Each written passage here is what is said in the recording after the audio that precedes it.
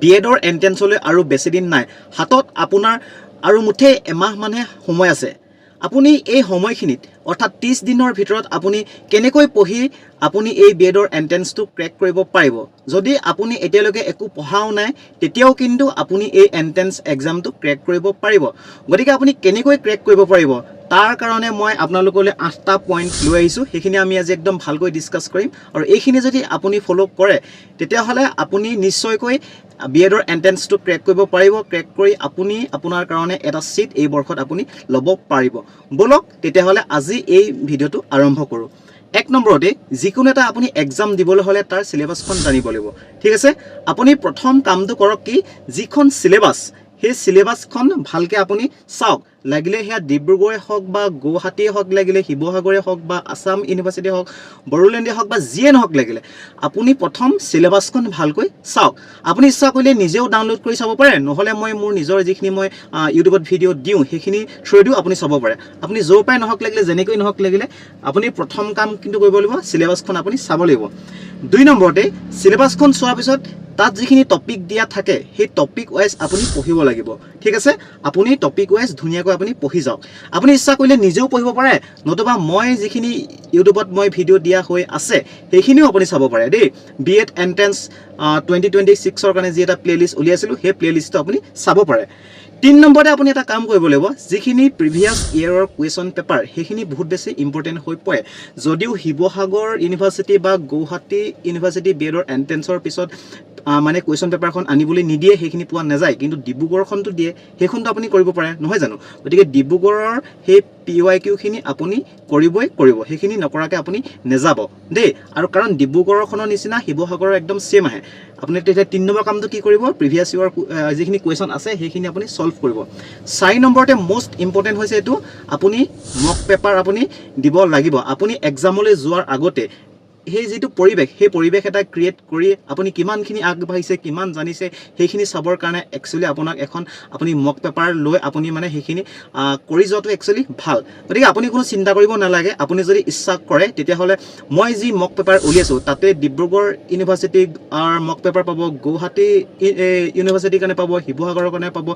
আপুনি গোটেই কিখন মক পেপাৰ একে লগে পাই যাব দেই অনলি 59 रुपीस যদি আপুনি দিয়ে সেই মক পেপাৰখিনি আপুনি গোটেই তিনিখন মক পেপাৰ পাই যাব কিন্তু আপুনি এনেকুৱা নকৰিব যে অকল এখনৰ দিম কাৰণে অকল এখনই কৰিম তেনেকুৱা নহয় আপুনি গোটেইখিনি কৰিব আৰু গোটেইখিনি ইনে কৰি থৈ নিদিব আপুনি একদম এক্সামৰ নিচিনা এটা পৰিবেশ আপুনি নিজে ক্ৰিয়েট কৰি ল'ব গোটেইখিনি আপুনি ভালকে কৰি মেলি হেকত কিমান নম্বৰ পাইছে এটো উলিয়াই চাব আৰু যদি আপুনি ডিব্ৰুগড়ৰ কাৰণে দিবলৈ গৈছে আপুনি যদি 40ৰ তলত পাইছে তেতিয়া হলে আপুনি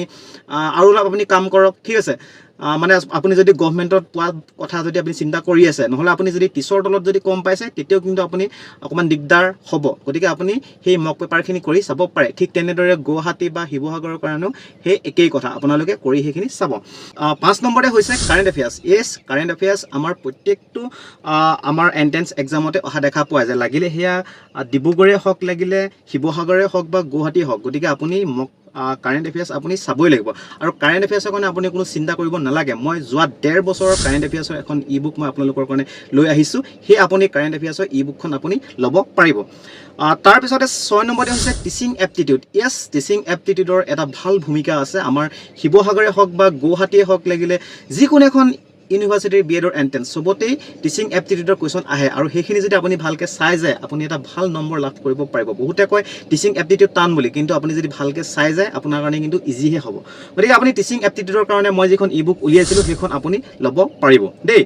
তাৰ পিছত 7 নম্বৰটো হৈছে এভয়েড ডিস্ট্ৰেকশন চাওক এক্সামলৈ বহুত বেছি দিন নাই আপোনালোকে যিবিলাক সৰু সৰু যিবিলাক ডিস্ট্ৰেকশন আছে সেইসমূহৰ পৰা আপোনালোকে এতিয়া অকমান দূৰত থাকক আপুনি পাৰিলে অকমান সোশ্যাল মিডিয়া কমকে ইউজ কৰক লগৰ ল'ৰাছলীৰ লগত ইমান বিএডৰ এন্ট্ৰেন্স দিম কিবা দিম হেবু ইমান ডিসকাস কৰি থাকে একো লাভ নাই কিছুমান এনেকুৱা থাকে মই নিজেও পাইছো নপঢ়ো বুলি কয় পিছত পঢ়ি থাকি নিজে পাস কৰি গুচি যায় পিছত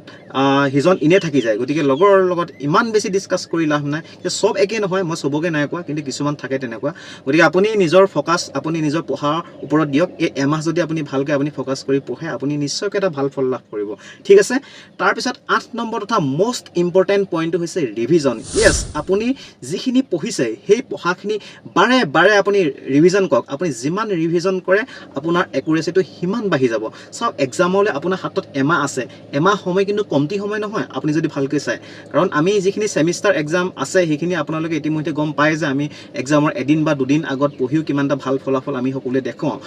তাৰ ক্ষেত্ৰত আমি যদি মানে সেইটো ক্ষেত্ৰত যদি আমি চাবলৈ যাওঁ তেতিয়াহ'লে এমাহ সময়টো যথেষ্ট সময় গতিকে এই সময়টো আপুনি ভালকৈ ইউজ কৰিব লাগিব ঠিক আছে গতিকে আপোনালোকে যদি মোৰ টিচিং এপ্টিটিউডৰ ই বুকখন তাৰপৰা কাৰেণ্ট এফেয়াৰ্ছ ঠিক আছে আৰু মক পেপাৰ এইখিনি যদি আপুনি এক্সট্ৰাকৈ লয় আপুনি 197 ৰুপিজ পে' কৰিব লাগিব কিন্তু আপুনি যদি এই গোটেইখিনি একেলগে লয় অনলি 169 ৰুপিজ দিলে এই গোটেইখিনি আপুনি এক্সেছ পাই যাব আৰু এই গোটেইখিনি যোনে ল'ব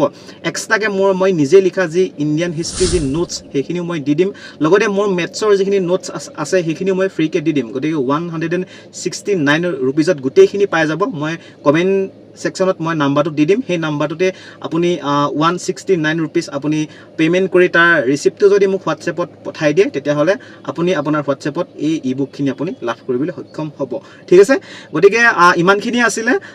আশা কৰিছোঁ আপোনালোকে ইয়াৰ পৰা যথেষ্ট লাভান্বিত হ'ল গতিকে আজিলৈ আহিছোঁ ধন্যবাদ